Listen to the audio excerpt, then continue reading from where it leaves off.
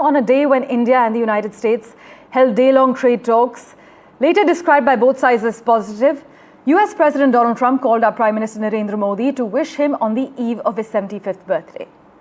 This was actually the first conversation between the two leaders since the bilateral chill set in last month, after Donald Trump doubled tariffs on India to 50% over purchases of Russian oil. But significantly, both our Prime Minister and the US President talked of the Russian-Ukraine war in their posts on social media. Prime Minister Modi also said he was fully committed to taking the India-US partnership to new heights. But you must note that neither of the leaders have spoken of trade in their official remarks of this call. Daniel Block has more for us.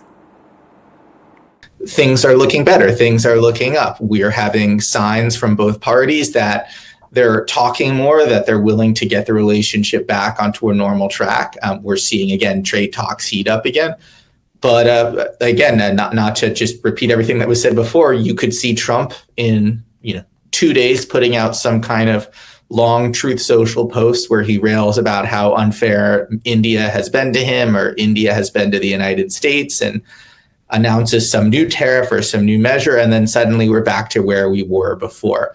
So I share the cautious optimism again, because there's good reasons for these two countries to work closely together. But we are ultimately at the mercy in some ways here of a very mercurial president. My colleague Priyanka Deo has also been tracking the latest. She joins us live at the moment. Priyanka, Prime Minister Modi gets a birthday eve call from the US President just hours after trade talks resume. But neither leader mentioned trade in their public accounts of this call? Well, it doesn't matter because it's not exactly about trade, right? It's about a lot more. So I feel that the call was a complete reset moment in US-India talks.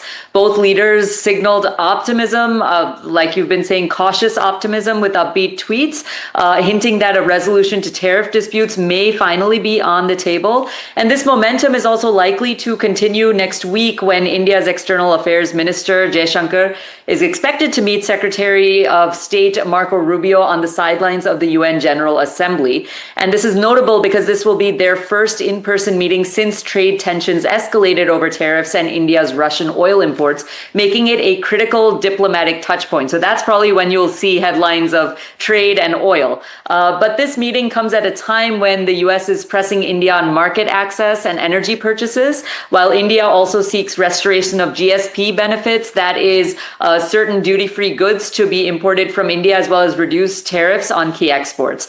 The two countries have also set an ambitious goal of Mission 500. This is New Delhi and DC's sort of ambitious target to hit $500 billion in exports by year 2030. So like I said, it's more than just tariff talks. It's a lot more. It's got a lot to do with strategy and geopolitics as well. So the likely outcome here is that we can probably expect maybe a partial deal by the end of the year with phased sort of tariff reductions, maybe a pause in tariffs as well, closer energy cooperation, and coordination on supply chain resilience. So if progress continues, the US could even re-energize Quad momentum as a strategic counterweight to China, aligning with both Trump's Indo-Pacific push as well as Modi's Make in India strategy. As always, Priyanka, thank you so much for joining us with the lowdown. As my colleague Priyanka Deo is reporting, some are seeing this call as a reset of the bilateral chill that had set in with Trump's 50% blow as far as the tariffs are concerned.